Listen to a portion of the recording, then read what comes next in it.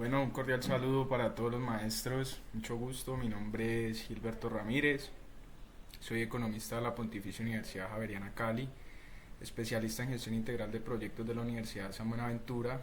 Es un gusto para mí estarlos acompañando en este proceso educativo. Espero dar todo de mí para que la información que será presentada a continuación sea totalmente clara y útil para el desempeño e impacto en sus labores.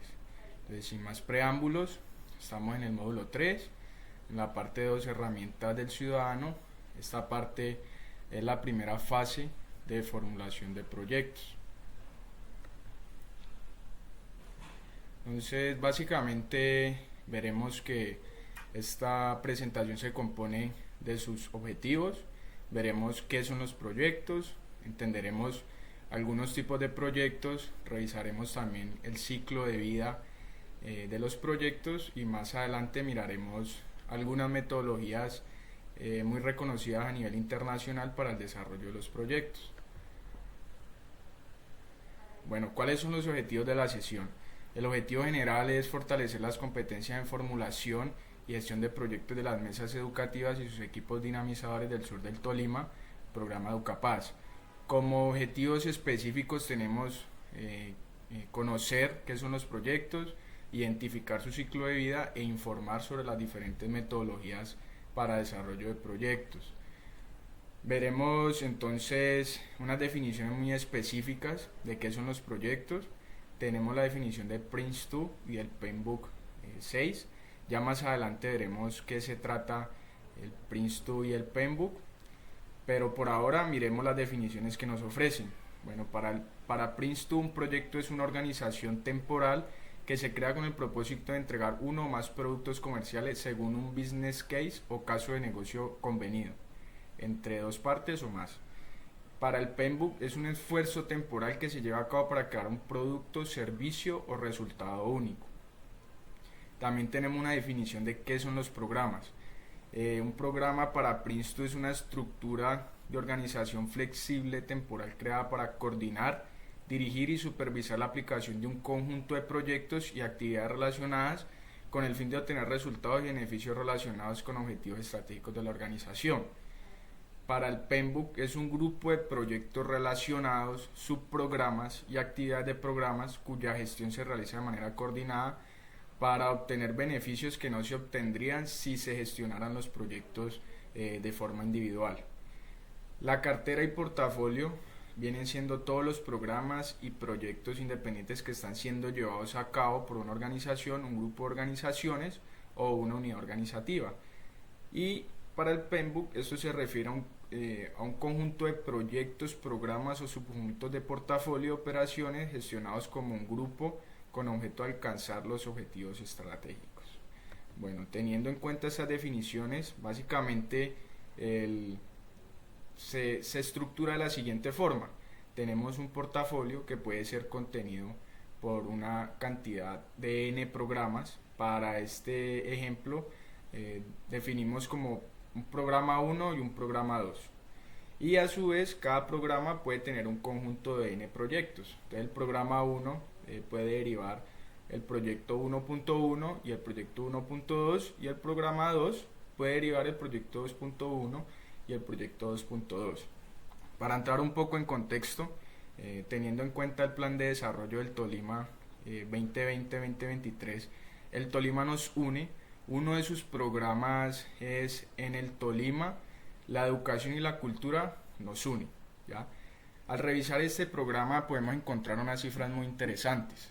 Dentro de esas cifras podemos identificar que alrededor de 160.000 hay alrededor de 160.000 niños, niñas y adolescentes según el censo del 2018. En el Tolima tenemos 212 instituciones educativas, de las cuales hay 1.845 sedes. De estas 1.845 sedes, el 88% se encuentra en la zona rural. Aparte de eso, se logra identificar que de estas instituciones, el 51% tiene dificultades para el desarrollo del programa de alimentación escolar, aparte de otros problemas como lo son problemas sanitarios, problemas de infraestructura, entre otros más. Entonces, ante este problema o oportunidad, se puede evidenciar la oportunidad de generar un proyecto como lo es las huertas escolares. Entonces ya tenemos un primer programa definido y de ese programa se podría derivar un primer proyecto que puede ser las huertas escolares. Otro programa dentro del plan de desarrollo del Tolima es en el Tolima la inclusión social nos une. Bajo este programa pueden haber otra cantidad de proyectos asociados y ahí es donde encontramos entonces la definición de un portafolio. Teniendo estos dos programas del plan de desarrollo, ya empezaríamos a configurar un portafolio.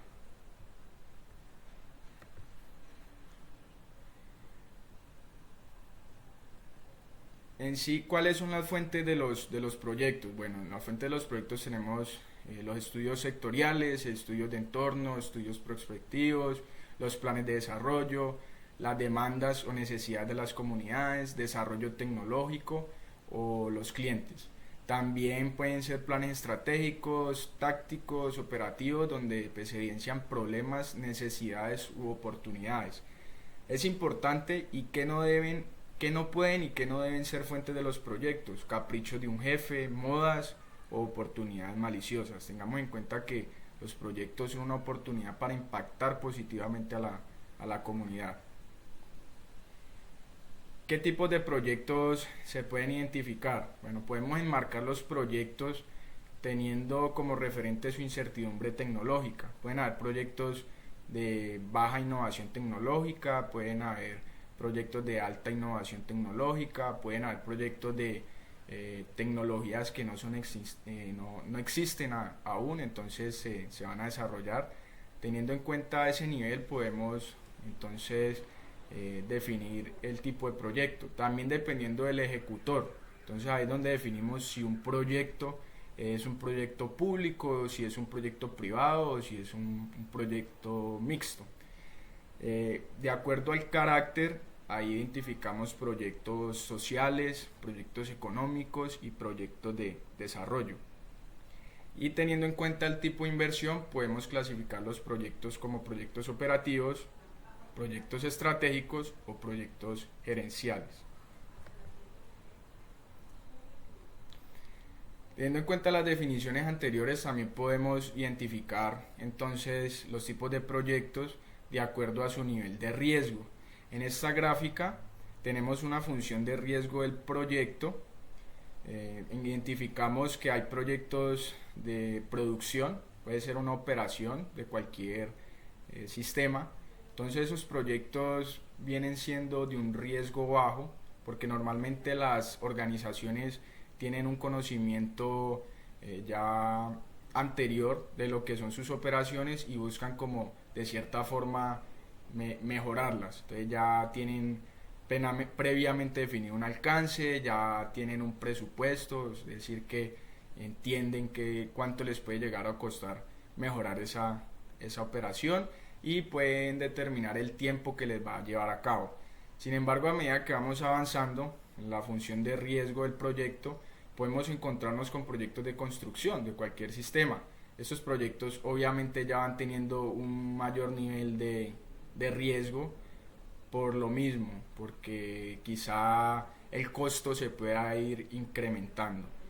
Tenemos proyectos de investigación, de desarrollo e innovación que ya vienen siendo un poco de más riesgo.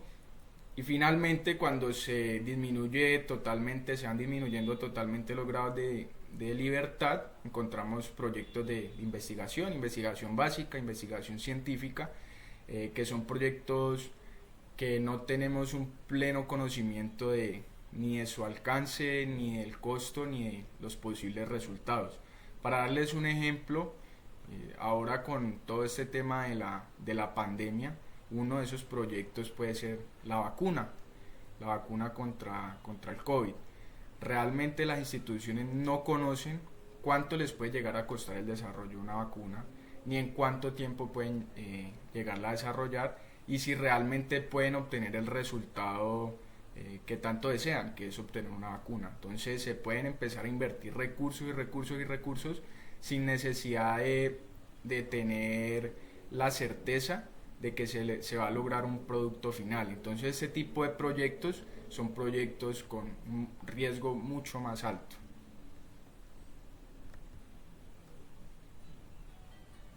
El ciclo de vida de los proyectos, según el PMI, tenemos unas fases genéricas donde inicia el proyecto, hay una organización y preparación, hay una ejecución del trabajo, obviamente esto es una fase mucho más amplia, y hay una finalización del proyecto. Estas son las fases genéricas propuestas por el PMI, pero vamos a ver algo más al detalle. Aquí tenemos el ciclo de vida general de un proyecto. Entonces en el eje Y encontramos un nivel de costo que puede ser medido en dinero o puede ser medido en esfuerzo, un nivel también de requerimientos de personal. Una fase inicial que puede ser llamada una fase de preinversión. El eje X es el tiempo que nos puede tomar la ejecución y el desarrollo de todo el proyecto, y dentro del proceso de inversión hay unas fases intermedias, ¿ya? A medida que vamos avanzando en el proyecto podemos ver que en estas fases intermedias se llega como al nivel de inversión más alto, ya que es donde se requiere mayor cantidad de recursos para la ejecución como tal del proyecto. Y esta va entrando en declive ya cuando llegamos a la fase final, ya que el proyecto va a requerir menos cantidad de recursos y vamos llegando pues ya a su cierre. Aquí podemos verlo más detallado con un ciclo de vida de un proyecto predictivo. O sea, un proyecto predictivo es que podemos determinar cuánto tiempo nos va a durar el proyecto, podemos también planear cuáles son sus fases, podemos también identificar el recurso asociado para llevar a cabo este proyecto. Entonces, en una primera fase, que sigue siendo la llamada fase de preinversión, podemos dedicarnos a identificar el problema y analizar todas las soluciones. Ahí es donde definimos la viabilidad del proyecto. Dentro de todo el marco del proyecto esto puede representar un 5%. Ya una segunda fase, que es una fase de planificación, antes de entrar en la fase de ejecución, seguimiento y control, que ya es donde se lleva la mayor cantidad de esfuerzo, por así decirlo, del total del proyecto, que vendría siendo un 70%. Y la fase de cierre o desactivación. Es importante entender que todo proyecto que se inicia debe ser cerrado, y debe ser cerrado de la manera más oportuna y más eficiente. Bueno, dentro de las metodologías para el desarrollo de proyectos podemos encontrar el PMI, que es el Project Management Institute, que es el Instituto para Gestión de Proyectos. Realmente es una asociación de profesionales, una de las más grandes a nivel mundial. Esta asociación de profesionales genera una guía de gestión de proyectos llamado el PMBOK. A través del PMBOK podemos encontrar una cantidad de operaciones, de procesos. Son 49 procesos dividido en 5 áreas, y son 10 áreas de conocimiento. Tenemos Prince2. Prince2 es una metodología generada por el gobierno inglés.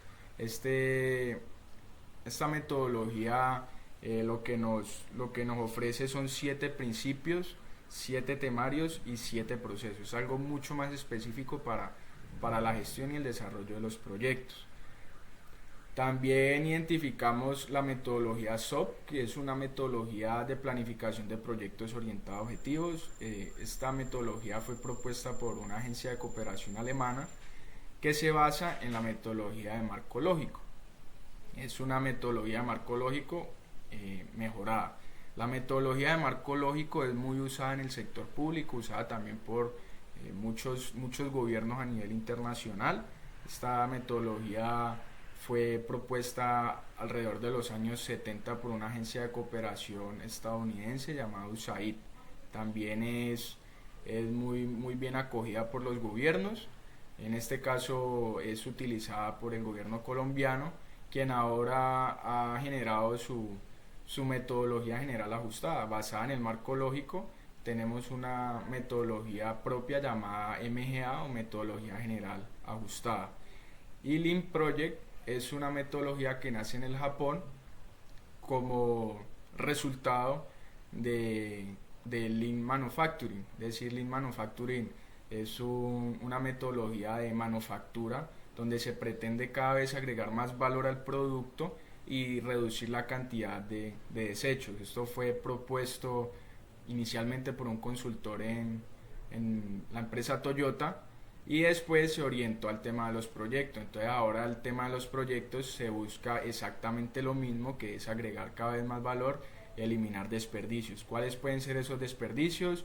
Reuniones innecesarias, documentación que no es pertinente, procesos que le restan eficiencia a la gestión, entre otras cosas más.